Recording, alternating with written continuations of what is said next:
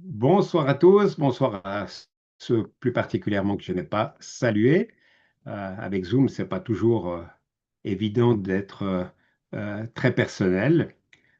On va à nouveau prendre du temps pour étudier la Bible. C'est à la fois notre privilège, mais c'est aussi de notre responsabilité pour grandir spirituellement et être plus à même d'avoir du discernement. Vous verrez que ce soir, il va en être beaucoup question. Et le discernement, c'est quoi? Eh bien, c'est le fait de comprendre ce qui est juste de ce qui ne l'est pas, selon la référence que Dieu nous donne au travers de sa parole. Je vous invite donc à commencer cette soirée et nous allons prier pour remettre ce temps d'étude. Dieu notre Père, merci pour la joie, le privilège de pouvoir nous réunir, de pouvoir utiliser ces temps d'étude pour approfondir ta parole et de pouvoir aussi grandir au travers de celle-ci. Seigneur, nous voulons te demander que cette parole puisse être claire pour chacun d'entre nous et que nous puissions nous quitter ce soir en ayant progressé, en ayant grandi et en ayant découvert peut-être de nouvelles choses. Seigneur, merci pour ton aide, merci pour ton soutien et merci de renouveler aussi nos forces pour le temps que nous voulons mettre à part pour étudier ta parole. Et nous te demandons tout cela dans ton beau nom, Seigneur Jésus. Amen.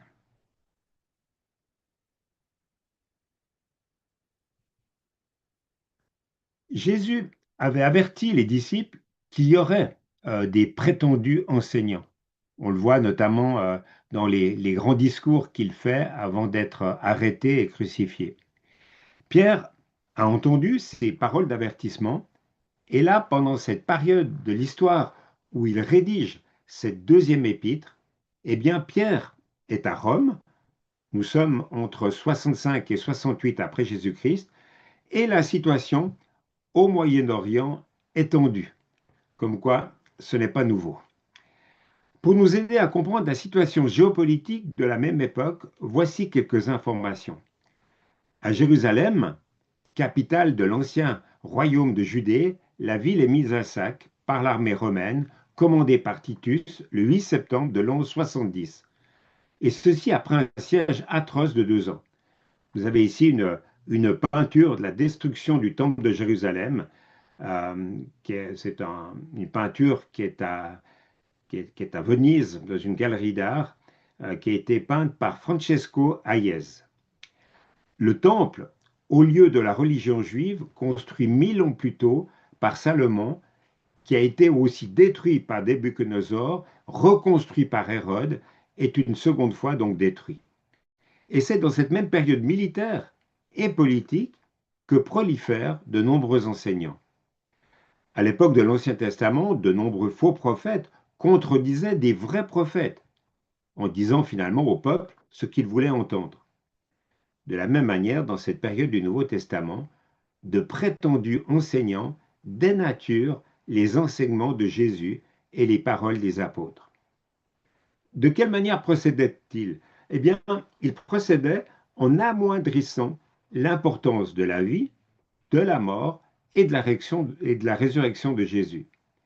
Certains faux enseignants prétendaient que Jésus ne pouvait pas être Dieu, et d'autres prétendaient qu'il ne pouvait pas être un véritable homme. Et puis, ces faux enseignants encourageaient différentes formes d'immoralité, en particulier l'immoralité sexuelle. Et aujourd'hui encore, nous devons faire preuve de discernement et nous méfier des prétendus enseignants. Ce discernement doit se faire Bible ouverte et ce discernement, ce n'est pas seulement l'œuvre et le travail des responsables des églises, mais chaque chrétien doit faire preuve de discernement. Et pour cela, il faut que le chrétien comprenne l'enseignement de la parole de Dieu. On y reviendra tout à l'heure en fin d'étude dans les applications par rapport aux réalités que l'on observe aujourd'hui.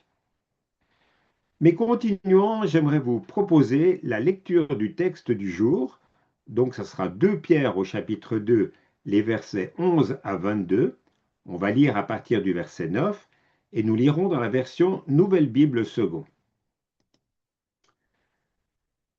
C'est donc que le Seigneur s'est délivré de l'épreuve les gens pieux et réservé les injustes pour les châtier au jour du jugement, surtout ceux qui, dans un appétit de souillure, courent après la chair et méprisent la seigneurie. Présomptueux, arrogants, ils n'ont pas peur d'injurier les gloires, alors que des anges supérieurs en force et en puissance ne portent pas contre elles de jugement injurieux devant le Seigneur. Mais eux, semblables à des animaux dépourvus de raison et destinés par nature à être capturés et à tomber en pourriture, ils injurient ceux qu'ils ne connaissent pas. Ils pourriront comme pourrissent les bêtes, recueillant l'injustice en salaire de l'injustice. Ils trouvent leur plaisir à se livrer à la volupté en plein jour. Ils ne sont que tâches et défauts. Ils se délèguent de leur tromperie tout en festoyant avec vous. Ils ont les yeux pleins d'adultère et insatiables de péché. Ils séduisent les gens mal affermis. Ils ont le cœur exercé à l'avidité. Ce sont des enfants maudits. Verset 15. Après avoir quitté la voie droite, ils se sont égarés en suivant la voie de Balaam de Bosor, qui aima le salaire de l'injustice, mais qui fut repris pour sa propre transgression. Une bête de somme dépourvue de langage fit entendre un langage humain et arrêta la démence du prophète. Ce sont des fontaines sans eau, des nuages que chasse la tempête. L'obscurité des ténèbres leur est réservée.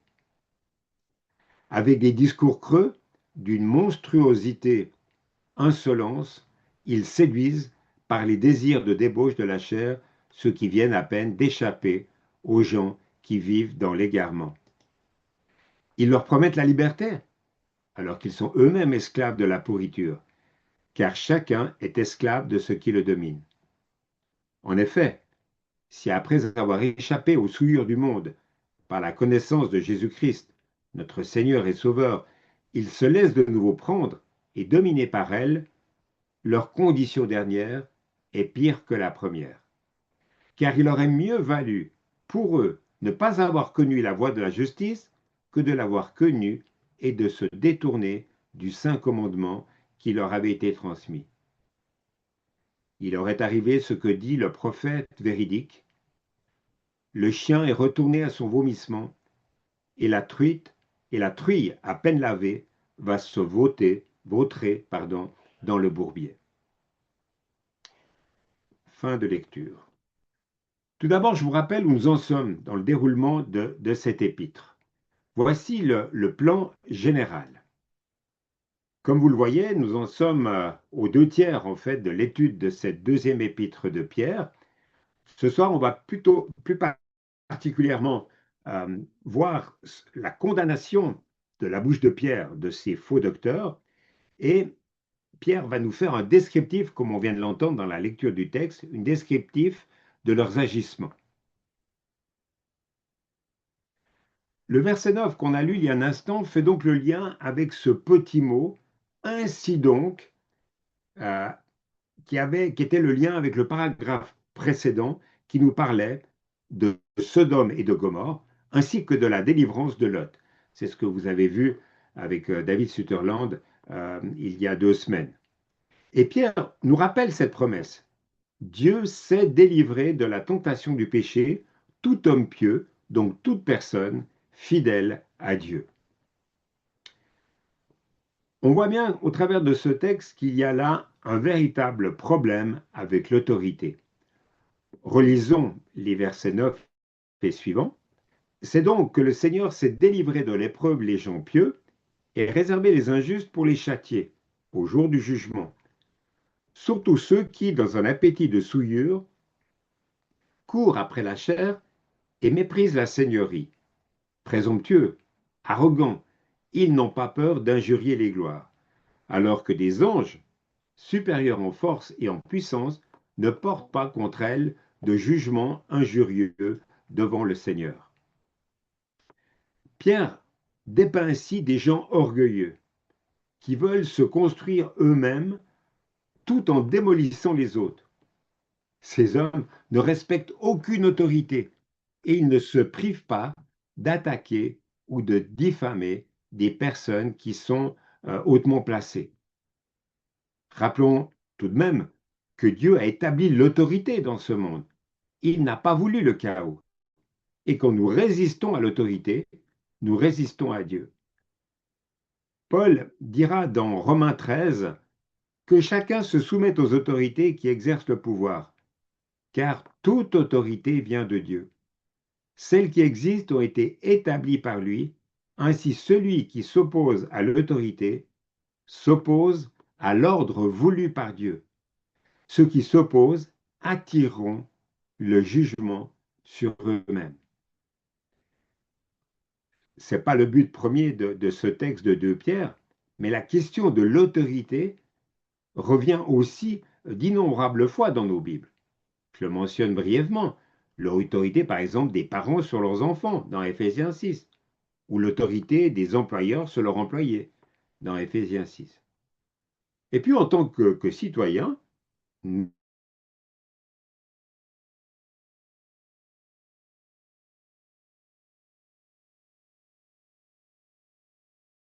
nous, chrétiens, chapitre 2. Et on doit montrer du respect à ces mêmes autorités. Ça, on l'avait vu dans la première épître de Pierre au chapitre 2, les versets 11 à 17. Personnellement, pour pouvoir prier pour les autorités, j'utilise ce livret proposé par le CPDH, le Comité protestant évangélique pour la dignité humaine. Vous pourrez retrouver ça sur Internet, Comité protestant évangélique pour la dignité humaine. Et ce comité nous propose dans ce petit livret de prier pour chacune des instances politiques de notre pays. C'est ainsi que chaque jour, avec mon épouse, en fait, on prie pour les différentes personnes, ministres, conseils d'État, conseils de magistrature, etc. Et finalement, ça nous rend beaucoup plus sensibles, en priant ainsi, de nous intéresser aux faits politiques. C'est toujours très facile de critiquer, mais quand on s'investit dans la prière, bien, notre écoute de la politique prend un autre aspect aussi. Et puis aussi, en tant que membre d'Église, nous devrions aussi essayer d'honorer ceux qui ont une autorité spirituelle sur nous et à chercher à les encourager dans leur ministère. C'est l'auteur de l'Épître aux Hébreux au chapitre 13, les versets 7 et 17 qui nous rappelle cela. Alors, tout en disant cela, l'importance de respecter l'autorité, je reste conscient qu'il peut y avoir des abus d'autorité et que des personnes ayant la position de responsable peuvent utiliser cette autorité non pas en servant les autres, mais en se servant eux-mêmes. Et c'est là où il y a un véritable problème. Il doit donc y avoir une réflexion sur l'exercice de l'autorité dans la société, mais aussi dans l'Église. Et j'aime ce début de réflexion mené par le CNEF à ce sujet. Et dans son texte Ensemble en mission, dans son article 5, Une vie en accord avec le message proclamé, il est dit la chose suivante. Nous qui adorons un Dieu qui est le défenseur des plus faibles, nous voulons particulièrement lutter contre les abus, qu'ils soient sexuels, physiques, psychologiques ou autres. Ceux-ci sont d'autant plus inexcusables quand ils sont commis par des personnes qui exercent des responsabilités dans l'Église. Nous nous engageons à protéger la communauté chrétienne de tous ceux qui auraient des pratiques abusives. Trop longtemps dans les églises, en fait, on n'a pas dit grand-chose sur la réalité de ces questions. Et c'est pour ça qu'il y a eu des abus de tout ordre. Et c'est bien que maintenant on en parle afin que nos églises soient des lieux sécurisés. Mais revenons à notre texte où Pierre s'interroge. Pour quelles raisons dans nos églises nous pouvons avoir des réalités conflictuelles? Eh bien, dans ce texte de Pierre au chapitre 2, Pierre nous dit que ce sont ceux qui courent après les plaisirs de la chair et qui méprisent toute autorité, qui engendrent des réalités de conflit.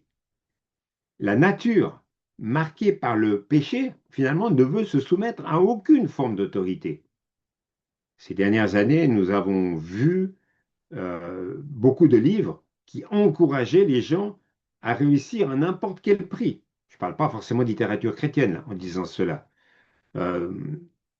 Quitte finalement à blesser ou à intimider les autres. Les querelles d'ego dans la société, dans le monde politique, associatif euh, et même en Église ne sont pas rares. Dans ce genre de livre, il y a un faux enseignement où le plus important, finalement, ce qui ressort, c'est prenez soin de vous-même, afin de devenir numéro un, bien sûr, en écrasant les autres. Et bien sûr, de vous servir des autres comme des instruments nécessaires à la réussite de vos aspirations. Mais tout cela, mes amis, n'a rien à voir avec l'Évangile. Ce n'est pas l'Évangile. Le vrai Évangile nous invite à quoi? Il nous invite à aimer notre prochain, même et surtout s'il est en responsabilité. Le vrai Évangile nous invite à reconnaître les ministères que l'on trouve dans nos églises. Pasteurs, anciens, diacres, évangélistes, présidents d'associations, trésoriers, et à prier pour eux. Et j'aimerais souligner que la notion de reconnaissance par l'Église est très importante de ces différentes personnes. On ne s'auto-proclame pas président d'une association d'église ou trésorier. Donc c'est important qu'il y ait la reconnaissance de la communauté. Pierre décrit ces faux enseignants, pardon, comme étant des personnes présomptueuses et arrogantes. Cela nous montre bien combien ces personnes vivaient complètement pour se plaire à elles-mêmes. Le texte biblique nous dit même qu'elles allaient même jusqu'à insulter les gloires, insulter les anges, ces êtres glorieux ou ces gloires selon les versions. Et les commentateurs pensent qu'il s'agit là des anges déchus. Et ces prétendus enseignants parlaient mal des réalités spirituelles d'ailleurs qu'ils ne comprenaient pas. Ils prenaient la puissance de Satan à la légère et affirmaient avoir, eux, la capacité de juger. Pierre nous dit ici qu'il est important que véritablement nous puissions prendre la puissance de Satan, non pas à la légère, mais d'une manière claire, et d'avoir cette capacité à juger. Et Pierre nous dit que finalement, les faux enseignants euh, ne sont même pas injuriés par les anges, qui pourtant étaient supérieurs en force et en nombre. Pourtant, eux se souvenaient de la rébellion de Lucifer. Et combien c'était sérieux finalement de se rebeller contre Dieu. Si Dieu a déjà jugé les anges rebelles, combien plus va-t-il juger les hommes rebelles? Cela peut nous rappeler aujourd'hui ces personnes qui se moquent du monde surnaturel et relativisent toutes ces choses. Mes amis, ce monde spirituel mauvais existe encore. Le diable sera certes complètement vaincu, mais il est actuellement à l'œuvre, cherchant à rendre inefficace l'action des chrétiens. Ça m'amène à parler de la description du comportement de ces faux enseignants. Regardons de quelle manière Pierre décrit ces faux enseignants. Mais eux, semblables à des animaux dépourvus de raison et destinés par nature à être capturés et à tomber en pourriture, ils injurient ceux qu'ils ne connaissent pas. Ils pourriront comme pourrissent les bêtes, recueillant l'injustice en salaire de l'injustice. Ils trouvent leur plaisir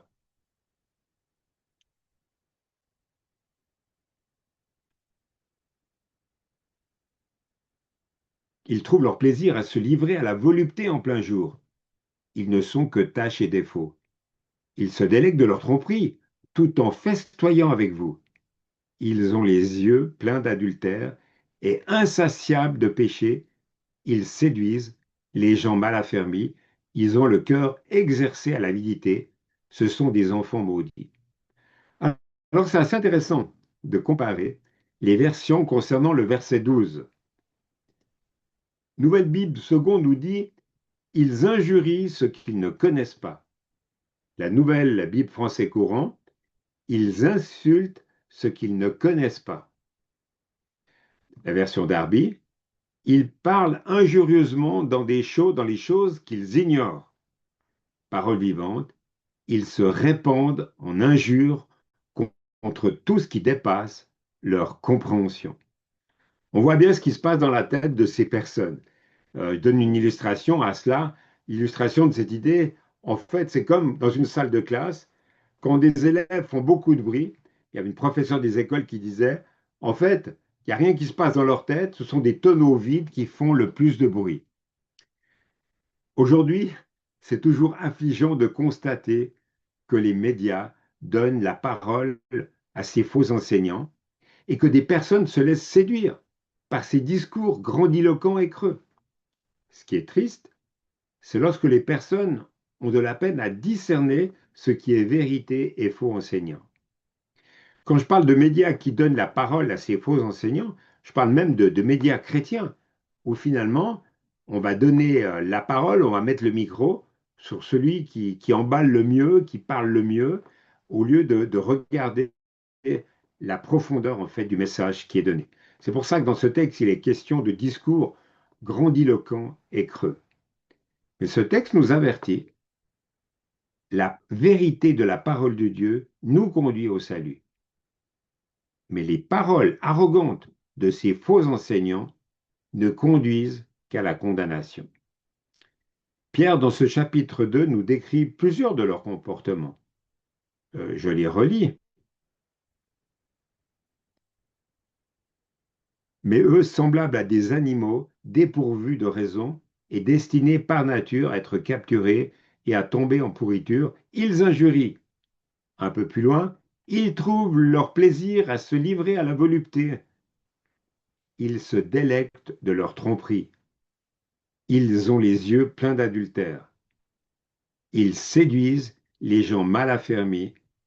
Ils ont le cœur exercé à l'avidité. Dans ce passage, il est question de volupté, de festoyer, de séduction, d'avidité. Quel programme! Ces réalités ne sont hélas pas que de la période de Pierre. Grâce aux largesses de ceux qui ont été séduits, ces faux enseignants jouissent d'un train de vie très élevé. Ils ont établi dans l'Église des principes d'organisation d'entreprise dans le but de lever des fonds pour leurs œuvres. Là, je parle dans les églises d'aujourd'hui. Et ces faux enseignants, en réalité, ils vivent dans des maisons de grand standing, conduisent des voitures luxueuses et portent des vêtements de luxe.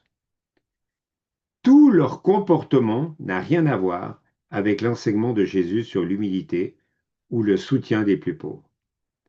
Non seulement ils trompent les autres, mais ils se trompent eux-mêmes en essayant de prouver par la Bible que leur style de vie est correct. Et là, dans ce texte, même la compréhension de la sexualité est faussée. Pierre dira que ces faux enseignants se livrent à la volupté en plein jour. Et bien sûr, ils justifient leur comportement. Aujourd'hui, pour donner un exemple d'enseignement faux, c'est l'enseignement que l'on trouve dans la théologie de la prospérité. La théologie de la prospérité, parfois appelée évangile du succès, c'est un mouvement chrétien contemporain qui soutient que la bénédiction financière et le bien-être physique sont toujours la volonté de Dieu pour les chrétiens. Voilà les points clés pour comprendre.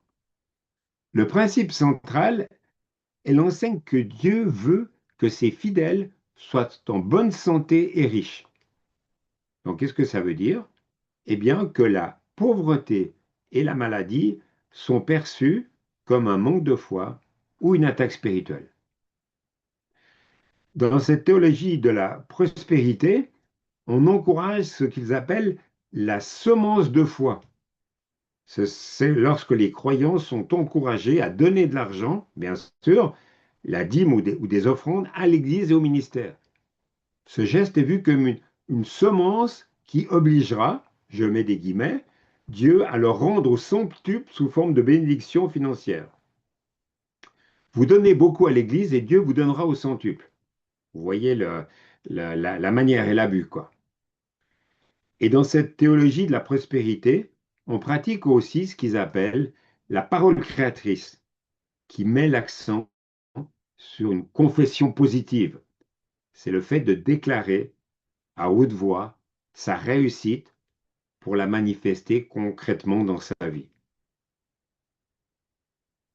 Vous comprenez ce qui se joue avec de telles erreurs spirituelles?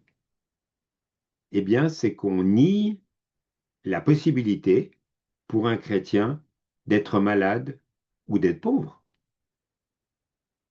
Vous voyez combien ça a transformé dans des paroles de doute qu'on peut mettre dans la tête d'une personne, les dégâts que ça peut faire. Cette manière d'encourager la libéralité est une forme d'abus financier. La notion de parole créatrice ou parole de foi enseigne finalement que la foi dépend plus de nos paroles que de notre confiance en Dieu. Alors bien sûr, ce sont souvent les plus faibles qui tombent dans le panneau. C'est aussi pour cela que Pierre mentionne que les personnes qui tombaient sous ces influences étaient des gens mal affermis. Ils séduisent les gens mal affermis. Ils ont le cœur exercé à l'avidité. Ce sont des enfants maudits. Ces faux enseignants leur proposaient la liberté sexuelle, financière, etc., par rapport aux enseignements chrétiens qui étaient déjà donnés. Vous comprenez maintenant pourquoi c'est nécessaire pour chaque chrétien d'être dans une formation continue pour non seulement connaître l'enseignement que nous donne la Bible, mais aussi pour comprendre comment la mettre en pratique. J'aimerais vous inviter maintenant à un temps de pause et de réflexion silencieuse avec les questions suivantes. Quelles sont les intentions de Pierre en décrivant sur ce ton et sous cette forme les faux enseignants? Dans les églises en 2026, deuxième question, dans les églises en 2026, c'est souvent l'amour, la tolérance qui est manifestée. Et là, Pierre a des paroles de condamnation vis-à-vis de ces hommes. Ma question c'est, comment décrirez-vous ces hommes? Des enseignants chrétiens qui ont mal tourné, des enseignants chrétiens qui ont une théologie différente, mais après tout, il faut bien évoluer, on est en 2026, et puis, troisième possibilité, des hommes qui n'ont pas expérimenté la conversion. Et à cause de ça, ils se comportent de cette manière. Voilà, je vous invite à un temps de pause, un temps de réflexion personnelle sur la base de ces différentes questions.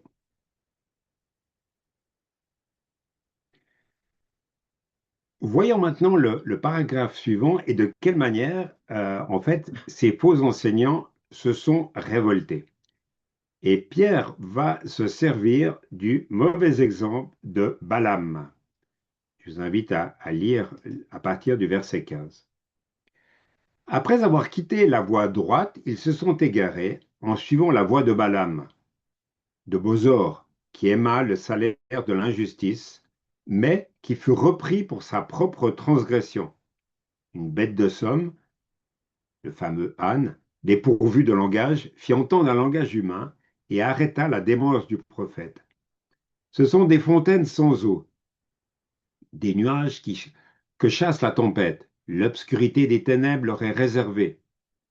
Avec des discours creux, d'une monstrueuse insolence, ils séduisent, par des désirs de débauche de la chair, ceux qui viennent à peine d'échapper aux gens qui vivent dans l'égarement. On le sait, Pierre connaissait bien l'Ancien Testament. Il s'est déjà servi de Noé et de Lot pour illustrer ses paroles. Ici, il se sert du prophète Balaam. Alors, on va essayer de comprendre en fait quel est l'avertissement que Pierre donne. Qui est Balaam? L'histoire de Balaam, elle nous est rapportée dans le livre biblique des Nombres, entre le chapitre 22 jusqu'au chapitre 25. Et le contexte, c'est où le peuple d'Israël campe sur la plaine de Moab et en fait, ils sont prêts à entrer en terre promise. Balak, roi de Moab, lui, il est effrayé par la grandeur d'Israël et il envoie des messagers auprès de Balaam, qui était un devin réputé, dans le but qu'il maudisse Israël. Balaam reçoit donc l'ordre de venir maudire Israël, mais Dieu lui interdit tout d'abord de partir. Dans Nombre 22, verset 12, il est dit, tu n'iras pas avec eux, tu ne maudiras pas ce peuple. Pourquoi? Parce qu'il est béni. Après plusieurs tentatives, Balaam est finalement autorisé à aller avec des messagers.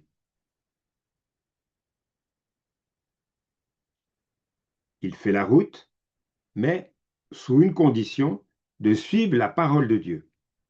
En route, l'âne de Balaam plutôt, s'arrête devant un ange de Dieu, invisible à Balaam, et l'âne parle pour le réprimander. Que t'ai-je fait pour que tu me frappes ces 3 fois? Ici, vous voyez une peinture de Rembrandt.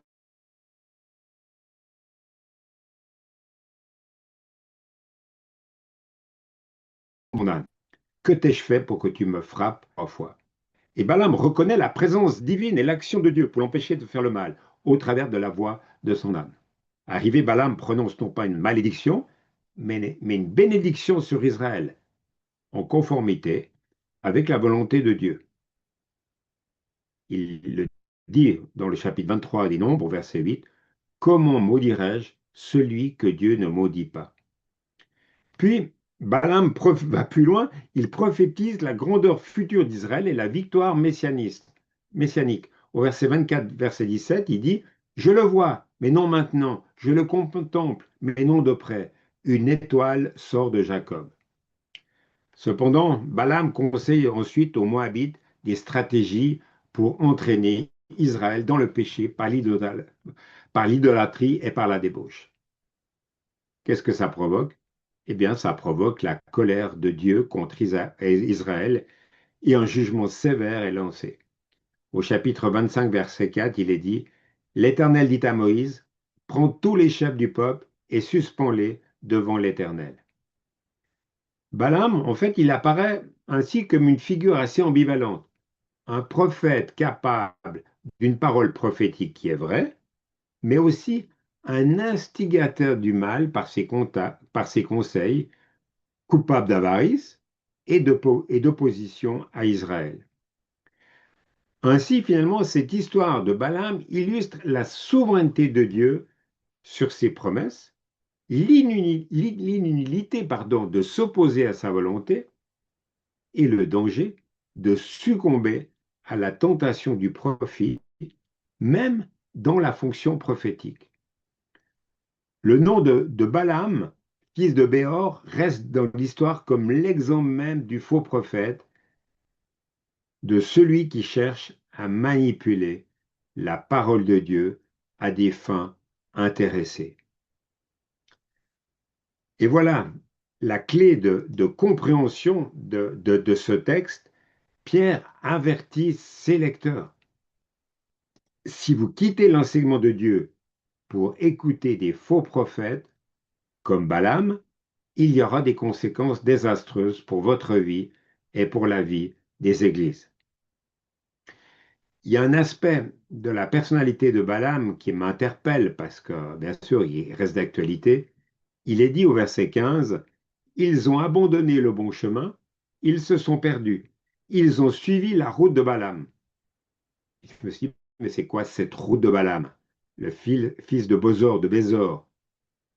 Et la suite dit, à qui on a offert de l'argent pour faire le mal.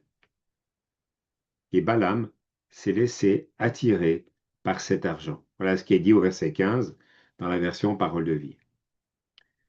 Donc on apprend quoi? Au travers du verset 15, on apprend par ce verset que Balaam était cupide. Il était attiré par l'argent. La cupidité, c'est ce désir de vouloir de plus en plus d'argent, de plus en plus de gloire. Une personne cupide n'est jamais satisfaite, a toujours besoin d'avoir plus de lumière sur elle. Voilà pourquoi Paul donnera à Timothée cet avertissement en disant, l'amour de l'argent est la racine de toutes sortes de maux. En effet, quand une personne recherche de plus en plus d'argent, elle commettra n'importe quel péché pour le satisfaire. D'ailleurs, prenons conscience qu'une telle personne a rompu les deux premiers commandements, car pour elle, l'argent est devenu pour elle son Dieu, son idole. Et il n'y a plus qu'un pas à franchir pour briser les autres commandements. Voler, mentir, commettre adultère, prendre le nom de Dieu en vain, etc. Pierre a donc condamné les péchés commis par ces faux prophètes, leur injure, leur plaisir, leur cupidité, leur révolte. Relisons encore une fois, il disait, ce sont des fontaines sans eau, des, des nuages que chasse la tempête, l'obscurité des ténèbres leur est réservée, avec des discours creux, d'une monstrueuse insolente, ils séduisent par les désirs de débauche de la chair ceux qui viennent à peine d'échapper aux gens qui vivent dans l'égarement. Pierre emploie trois illustrations bien parlantes pour montrer davantage encore la vanité de ces faux enseignants. Des fontaines sans eau, on est d'accord. Une source sans eau, c'est pas une source. Un puits garde son nom, même s'il n'a plus d'eau. Mais une source cesse d'exister quand l'eau ne coule plus. Et là, Pierre dit qu'ils sont des fontaines sans eau. Ils ne servent à rien. C'est autre chose que d'aller vers Jésus et d'être désaltéré.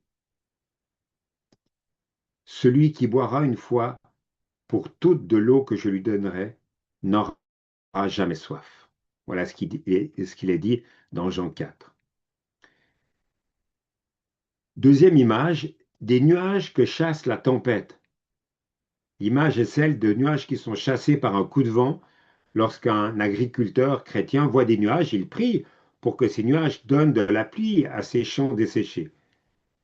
Les faux enseignants n'ont rien à donner, ils sont secs, ils sont vides de tout. Et Pierre donne une troisième image, avec des discours creux d'une monstrueuse insolente, ils séduisent par les désirs de débauche de la chair. Là, mes amis, on touche au tape à l'œil. Vous savez, ces enseignants prédicateurs qui font de beaux discours, qui font même du stand-up, comme on dit aujourd'hui. Le stand-up, c'est lorsque la personne s'adresse directement au public, l'interpelle, elle peut raconter des anecdotes, vraies ou inventées pour la circonstance, elle fait des observations du quotidien, des bons mots, et tout ça, ça tient en une seule ligne finalement. On peut trouver cela chez certains prédicateurs d'aujourd'hui. Mais où est l'approfondissement de la parole de Dieu? Il y a le risque, comme nous le dit Pierre, qu'ils fassent des discours creux d'une monstrueuse insolence et qu'ils séduisent. Mes amis, tous ces péchés sont issus de l'orgueil et du désir égoïste. Un vrai serviteur de Dieu est humble et cherche à servir les autres et non pas à se servir lui-même. Relisons ce que Paul disait concernant Timothée. Timothée, il est le seul à prendre part à mes préoccupations et à se soucier réellement de vous. Tous les autres s'inquiètent seulement de leurs propres affaires et non de la cause de Jésus-Christ. Voilà ce que Paul dit dans Philippiens au chapitre 2.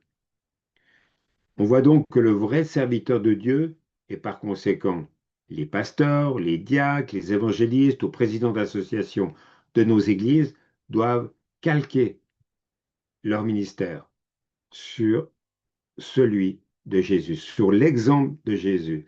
Jésus est notre modèle de comportement et de pensée et de parole. Nous vivons une saison, un temps, une période où l'on constate trop de dérives et de péchés dans le peuple de Dieu. Et ce texte doit nous interpeller et nous interroger.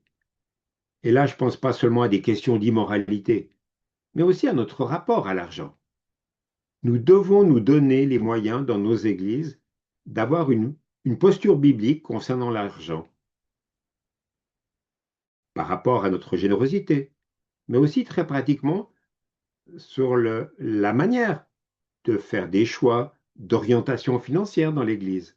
Je ne sais pas comment ça se passe dans vos différentes communautés, mais c'est important qu'il y ait une réflexion, un approfondissement, une vie de prière autour de cette question de discernement.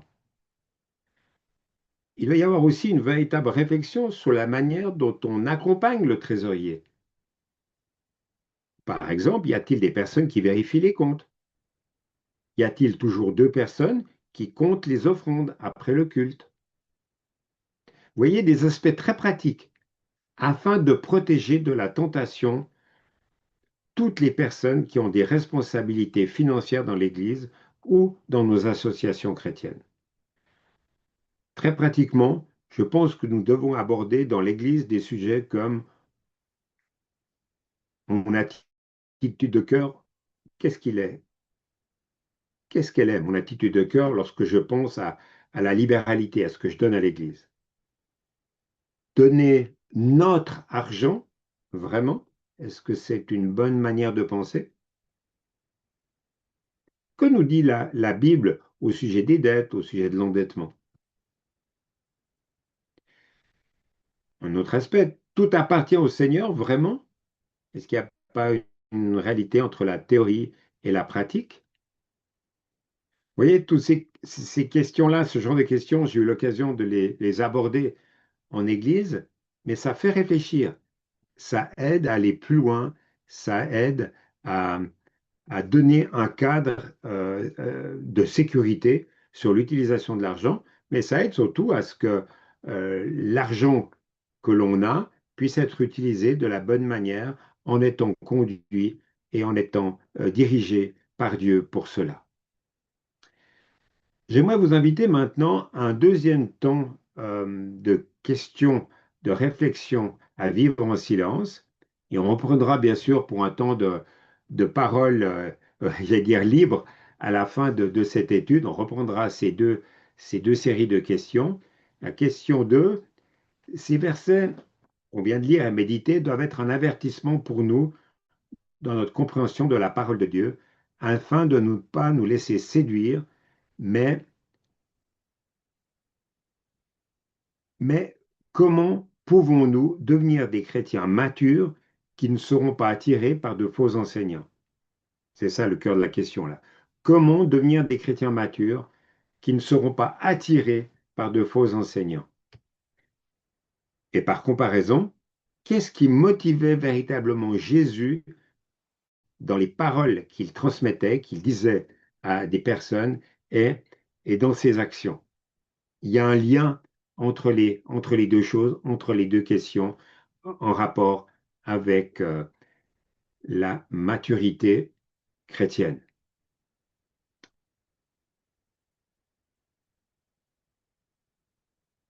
Pierre va donc continuer son constat, et ça va être le dernier aspect que je vais aborder ce soir.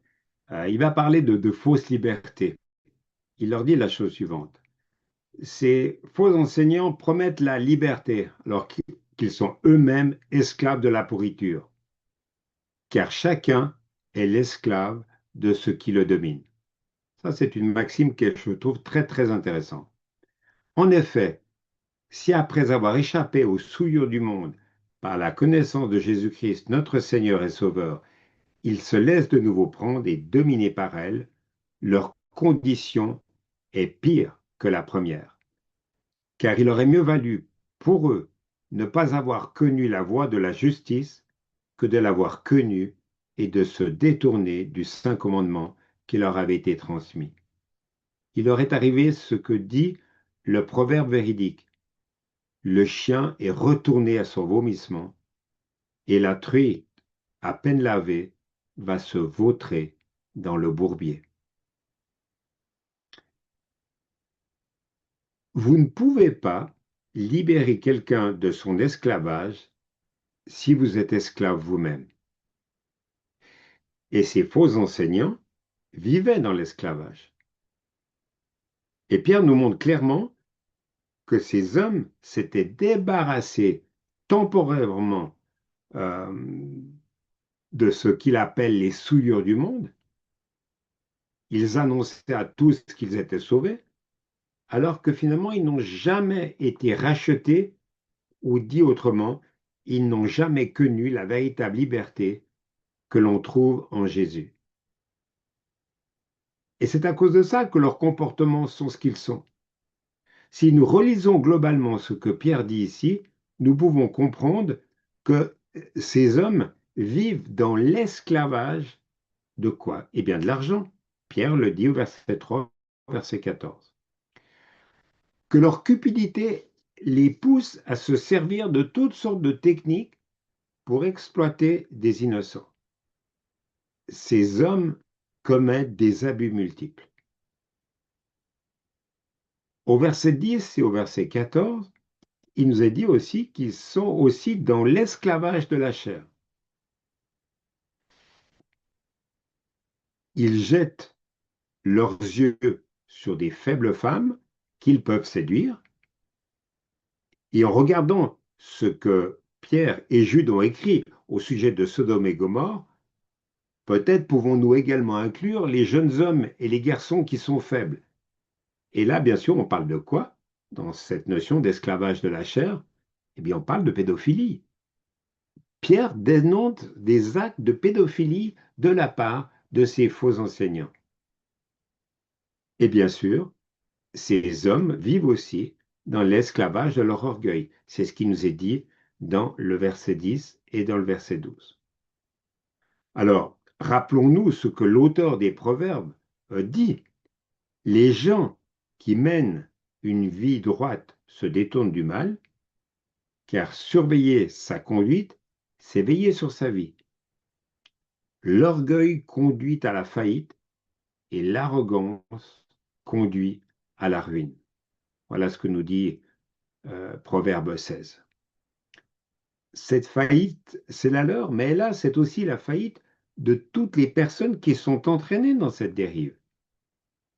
Oui, ces hommes promettaient la liberté. Mais qu'est-ce que ça veut dire? Liberté ne veut pas dire faire ce que l'on veut. Cette attitude, c'est le péché par excellence. La liberté que Jésus propose correspond à trouver notre joie et notre épanouissement dans la volonté de Dieu. Cela signifie que nous pouvons utiliser tout notre potentiel pour la gloire de Dieu. Mais pour cela, il faut prendre le temps de rechercher la face de Dieu, de rechercher sa volonté, de comprendre sa parole. Ça prend du temps, ça demande de la patience et de la persévérance. Ces faux enseignants mènent leurs adeptes, entre guillemets, ou leurs victimes, dans l'esclavage par le moyen de mensonges. Mais notre Seigneur Jésus, lui, nous amène à la liberté par le moyen de la foi. Vous connaissez ce verset qui dit, vous connaîtrez la vérité et la vérité vous rendra libre. Jean 8, 32. Mais finalement, je ne sais pas si ça vous a traversé l'esprit, mais on peut se poser la question, on peut se poser des questions sur l'identité spirituelle de ces personnes. Car vous l'avez lu, Pierre fait fort, il les compare à des porcs et à des chiens. C'est là où c'est important de lire les textes parallèles de Jude. Pour ceux qui étaient là, vous vous souvenez de l'introduction générale que j'avais faite, où on voyait la deuxième épître de Pierre et l'épître de Jude en parallèle. Et dans Jude, au verset 19, il est dit la chose suivante, les voilà, ceux qui causent des divisions, ils sont dominés par leur instinct et non par l'Esprit de Dieu. Ça veut dire quoi? S'ils n'ont pas l'Esprit de Dieu, c'est ce que nous dit l'apôtre Paul, ils ne sont pas chrétiens. Donc, ces personnes ne sont pas véritablement nées de nouveau. Ce ne sont pas des déclarations de foi que ces faux enseignants faisaient. Au début de l'épître Pierre rappelait à ses lecteurs qu'ils étaient participants de la nature divine. On voit ça dans 2 Pierre, chapitre 1, verset 4. Eh bien, les commentateurs pensent que ces faux enseignants n'avaient jamais expérimenté la nouvelle naissance. Ils avaient la connaissance du salut et pouvaient se servir du langage chrétien pour embobiner, voilà, pour amener les gens. Mais hélas, le fond de leur cœur était par le péché. Marqué par le péché et pas de repentance sur leur comportement. Et c'est pour cela que Pierre tape fort, c'est pour ça qu'il parle fort, c'est pour ça qu'il interpelle d'une manière vigoureuse ses lecteurs. Vous voyez, ce texte de 2 Pierre est une épître interpellante parce qu'elle nous ramène à penser à toutes sortes de dérives commises par des personnes que nous avons peut-être croisées. J'aimerais finir en disant que ces hommes se targuaient peut-être d'une expérience, entre guillemets, mais c'était une fausse expérience. Alors, la question qu'on doit se poser, c'est qui était le faussaire de ces hommes? On peut dire avec simplicité que Satan était leur faussaire. Pourquoi? Eh bien, parce que nous avons déjà vu que Satan possède un faux évangile, et hélas, il le communique. Qu'est-ce que nous dit Pierre dans sa 2e épître aux Corinthiens? Un texte qui est très fort à mettre en parallèle avec le texte d'aujourd'hui. C'est Paul qui le dit. Pardon. Paul qui dit, ce que je fais, je le ferai encore, afin d'ôter tout prétexte à ceux qui en voudraient un pour être considérés comme nos égaux en ce qui fait leur fierté. De tels individus sont des apôtres de mensonges, des ouvriers trompeurs qui se transforment en apôtres du Christ. Ce n'est pas étonnant, car le Satan lui-même, le menteur, se transforme en ange de lumière. Il n'est donc pas étrange que ces ministres se transforment aussi en ministres de justice. Leur fin sera leur œuvre. On voit donc que les avertissements que Pierre et Paul nous donnent au travers de leur texte, eh bien, ce sont des avertissements solennels. En début de soirée, je parlais de l'importance d'avoir un discernement spirituel, et je crois que c'est important de demander au Seigneur d'avoir un esprit de discernement spirituel sur ce que nous entendons ou ce que nous lisons. Les hommes de Béret écoutaient et repassaient dans leur cœur et examinaient si ce qu'on leur disait était juste. Et nous devons faire de même. Alors, soyons reconnaissants, car l'évangile que nous pouvons connaître est un évangile qui libère. C'est pour ça que c'est important de lire, de relire, de méditer la parole de Dieu.